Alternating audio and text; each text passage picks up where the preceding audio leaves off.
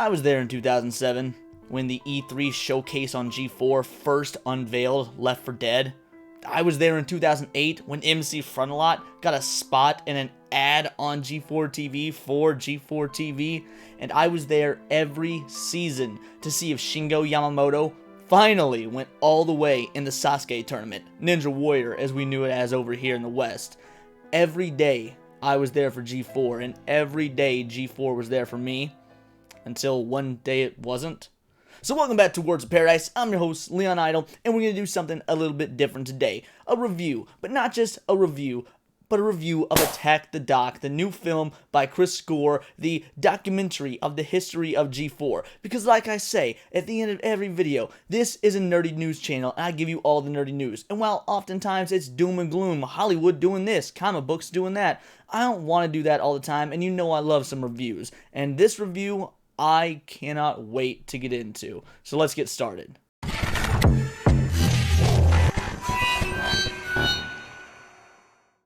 Now, normally I would script my reviews. I mean, I've done several reviews on this channel. Some of them I'm not so proud of from when the channel first started and I didn't have any semblance of talent, if I have any of that now. And then some that I genuinely am pretty proud of. But I'm not going to script this one, because this documentary is made in a way that really gets you emotionally invested. And I figure, how can I come off showing that I was emotionally invested beyond giving my genuine thoughts in the moment, not taking time to script things out. So that being said, don't get used to this sort of review style, but take it for what it is. These are my genuine, honest thoughts, the good, the bad, and the ugly. And as far as the ugly goes, you're looking at it. But I got the prettiest green eyes.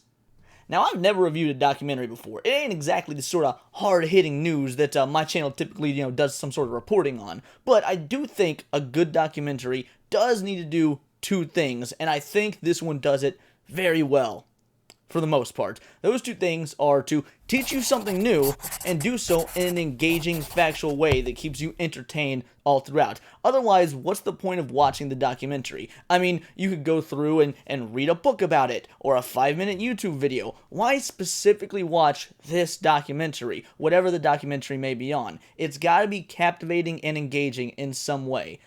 I think Attack of the Doc mostly does that. Now, what do I mean by mostly? Well, I was there for G4. I mean, you heard about it in the intro. I can still give you my favorite Ninja Warrior competitor's name off the top of my head, Shingo Yamamoto. I can remember several others like Daisuke Nakata. I mean, I haven't watched Ninja Warrior or G4 in years, considering G4 doesn't even exist anymore, but it left that big of an impact on me. But is this documentary gonna work for people that weren't there?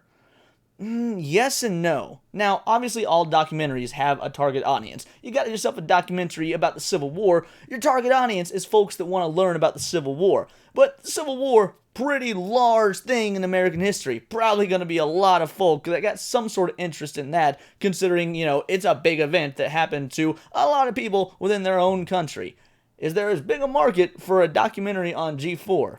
No, honestly there's not. So this is going to cater to a very niche audience. Can you show this to someone who wasn't there in 2005, 2006, up through about 2012, give or take, when, it was absolutely at its peak? Can you show this to someone and it really resonate with them? I think you can. And here's what I mean by that. I watched this documentary with my grandmother sitting on the couch about 6 feet away. And she got really engaged in it and loved it. But man, she loved it for many, many different reasons than I did. She didn't have the nostalgia for G4. She didn't know who Kevin Pereira was or Olivia Munn was. She knows who Chris Gore is because, I'm a big Film Threat fan and she's seen him on, Friday Night Tights, which she enjoys, or she's seen me watch his YouTube videos. But even then, that was the only aspect she really knew. She knows a little bit about nerd culture considering her grandson's background, But at the end of the day, she got invested in this not because of the subject matter, but because of how the subject matter was covered. And that's what I think makes this really work as a documentary. You can show it to somebody who wasn't there, and they will be invested in the story of G4. However, they are probably going to be missing the real emotional connection that I think this documentary was intentionally going for. And that is kind of sad. There were multiple times where she looked over to ask me, do you remember this? Or I bet you felt XYZ when this happened. So she was really relying on the secondhand vicarious experience of what this documentary and what the emotion entailed, rather than getting the emotion for herself. So she very much enjoyed the story and enjoyed the documentary, but she didn't get the genuine emotional feel of someone who was there. Then on the flip side, you got someone like me, who was there from the moment G4 started. I was about 12 years old when G4 hit the scene, and I latched onto it immediately. And let me tell you, being a nerd in 6th or so grade, 2005, give or take, wasn't exactly easy. Your boy Leon ain't exactly super large now. I'm a pretty small guy, and I was even shrimpier and scrawnier at ages 11, 12, things like that. Needless to say, yeah, I was put in lockers quite a bit, no exaggeration, for drawing Goku or drawing Spider-Man in history class. F you, Skylar. But when I got home from school, I was a king because G4 was on TV. Attack of the Show, X-Play, they were making content for me and for other losers like me. Doesn't matter if you were 12 years old or 24 years old. You could be in middle school, you could be working a dead-end job at Taco Bell because you decided not to go to college because you didn't want to follow in daddy's footsteps. It didn't matter. Attack of the Show was there for you. And this documentary absolutely recaptures it. It recaptures it in a way that I would honestly describe as melancholic. There are moments this documentary will make you feel melancholy interspersed in all the happiness and interesting behind the scenes information. Like, yeah, hearing the early days of G4 and how it was originally a merger with Tech TV was super cool and interesting. I mean, I was 12 years old when G4 came out. I didn't know that. Seeing the behind the scenes stuff was super interesting. Learning about Kevin Pereira's rise to Attack of the Show and some of the crap he was doing before then, yeah, that was really cool. Obviously, 12-year-old me didn't know about any of that. I just wanted to see the next Dragon Ball Z Budokai review on X-Play. But as an adult, especially an adult who, is doing YouTube and in my own sort of production and investment into nerd culture, I could appreciate it in a completely different light. But then the melancholy kicks in when you're sadly reminded nerd culture today is not like nerd culture was back then. Yeah, sure, geeks and nerds were teased and mocked relentlessly and sometimes physically harmed, but looking back on it, I would almost take that over what we have today. This semblance of nerd culture where everything is all divided and fandom is at war with one another because of things as stupid as politics and agendas no one can see eye to eye. There was no real unity like there was back then. And the documentary touches on that, and when you realize, man, they're being real, this is how things are going, it does make you sad. And I won't lie, I teared up a couple times during this documentary, specifically when it gets to the point where it focuses on the movie Revenge of the Nerds and how it equates that to the story of G4 in the early aughts. It really does make you long for a time where, yeah, maybe you got beat up on the soccer field for drawing pictures of Goku, but those were my enemies. They were the jocks. At least I wasn't fighting internally with other groups of Dragon Ball Z fans. But that's what's happening now, and the documentary really doesn't shy away from that reality. It doesn't go overboard and pick a side politically. It uses the word woke one time, and I do think that's fair and apt. It very much straddles the line of, this is a historical documentary. It feels funny to use the word historical for something that was 2005 through 2012, but hey, technically that is what it is. This is a time capsule of nerd culture that I don't think we can ever get back to. And there is such charm in that, but a lot of heartbreak in that as well. Now, I suppose I should probably talk about some of the things I didn't really like about the documentary, because believe it or not, there are a few. But also, I want to preface it with, this is a passion project. This documentary, it ain't a Marvel movie. I mean, yeah, you can get pretty harsh with your critiques and your nitpicks with something like that. Those are big budget, multi-million dollar movies made by committee in some studio that honestly is just manufactured money at this point. This, on the other hand, clearly a different vibe. So while I'm gonna have a couple things that I wasn't a big fan of that I think probably could have done or should have been done better, I'm gonna give, more leniency because this is a small budget, at least I assume small budget, passion project. Now, this documentary has been touted as a documentary on the history of G4. And there was a little bit of that there. But really, with the name Attack the Doc, it's mostly a documentary on Attack of the Show. You really get very little, if anything at all, about X-Play, Attack of the Show's sister show, and frankly, just as big a part of G4, at least from the viewer's perspective. You got nothing about Ninja Warrior, despite the fact that even though that started on G4, it was such an inspiration, so iconic, it got brought to the West for American Ninja Warrior on cable TV. That wouldn't have happened without G4. The phenomenon that is sweeping Japan has landed on American shores with all new episodes. Ninja Warrior, weeknights at 6:30 and 10:30, only on G4. Put your seats in the upright position and get ready for takeoff because Propel is flying!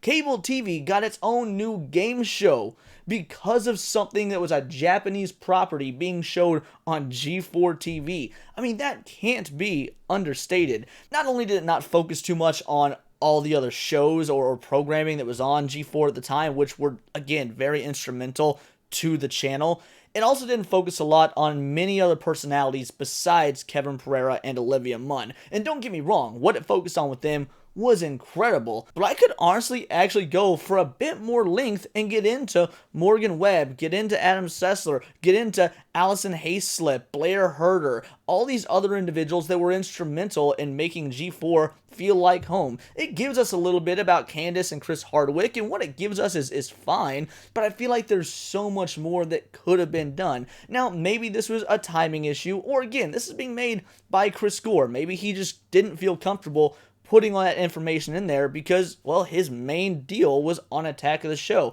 Maybe he didn't have quite the inside knowledge on X-Play or some of the other behind-the-scenes things going on at G4, and he wanted to stick with what he knew. And I can completely appreciate that, but if that is the case, I wouldn't have marketed this as a documentary about G4. I would have marketed it more about a documentary on Attack of the Show.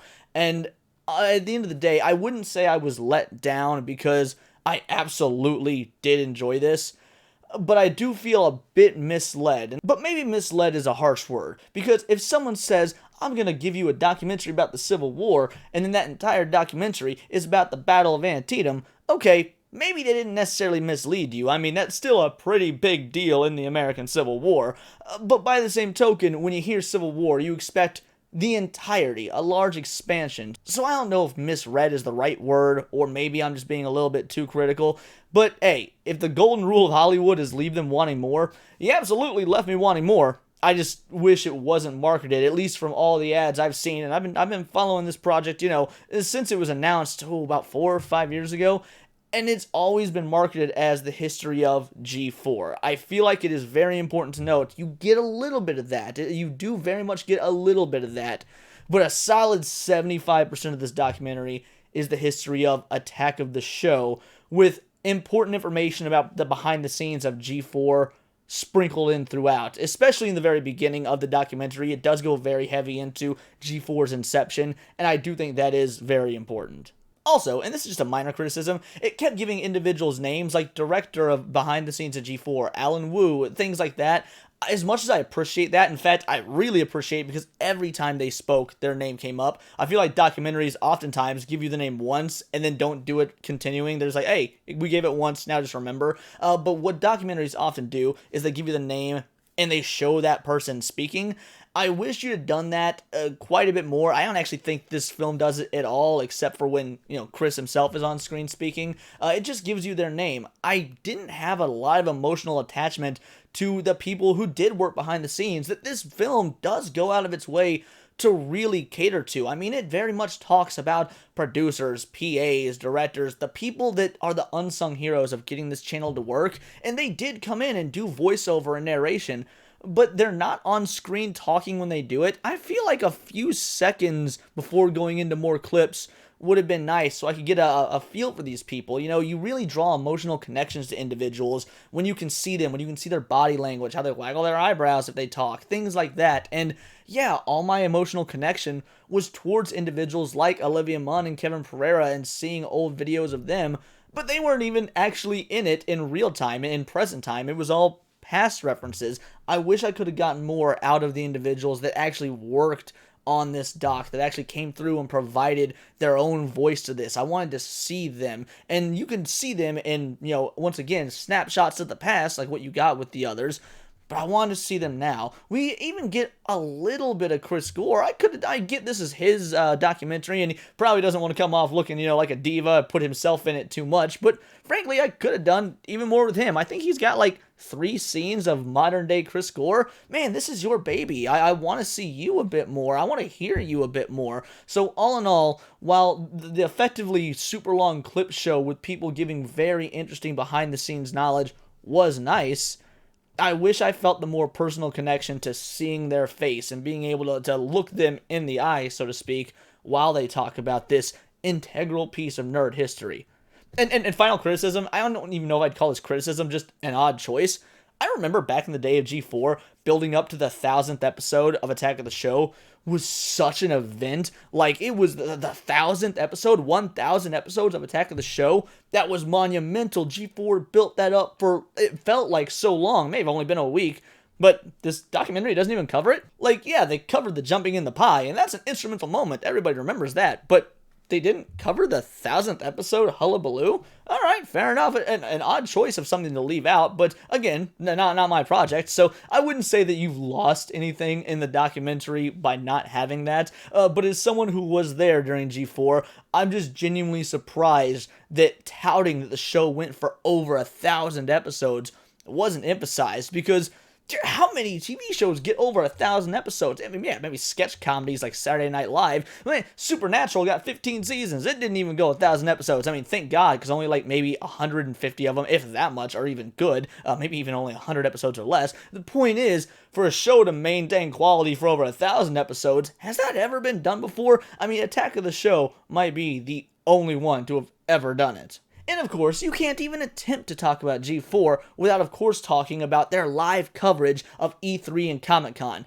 First of all, this documentary tells you who gave them the idea to go to Comic-Con. I'm not going to spoil who it is, because frankly, I was beyond surprised, and I want you to be able to have that revelation for yourself when you watch it, because I do recommend it. In fact, I'll be getting to my final score here pretty soon, but yeah, that was incredibly cool to know. But not only that, it really talked about the behind the scenes of how they got into doing E3, Comic-Con, what it was like in the early years. And as somebody who grew up in the backwoods of the Midwest, let me tell you, that was the closest I ever got to real-life Comic-Con, and I've still never been to E3, not that it's around anymore, nor should it be. I mean, I feel like E3 died when G4 died. Sure, it kept going for a few years after, but it didn't have the gravitas it used to. G4 made E3, and frankly, this documentary goes out of its way to show both, and I got to relive what those meant to me all over again, and my goodness was that incredible, because for the majority of this documentary, they're focusing on Attack of the Show,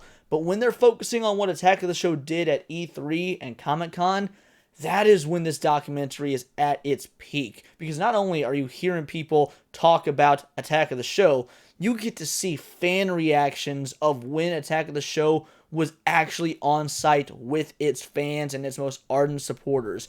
My God. To be able to go back in time, I mean, yeah, I was alive at that time, but I was 12 through, 15, 16 years old?